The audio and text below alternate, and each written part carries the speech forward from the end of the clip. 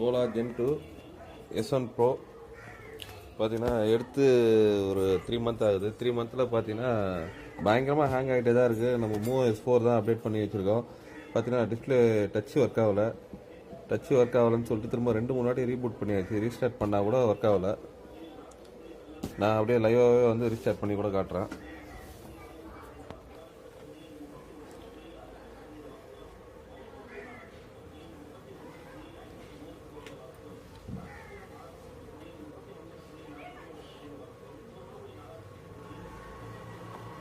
இப்போ ஓலாவோட சிம்பிள் வந்துச்சு. சிம்பிள் வந்த பிறகு கூட பார்த்தீங்கன்னா திரும்ப எல்லாமே அதோடைய ப்ராசஸ்லாம் முடிஞ்சிட்ட பிறகு கூட டச் ஒர்க் ஆகலை. ஆனால் வந்து டிஸ்பிளே வந்து ஓவராக ஹீட்டாக இருக்குது.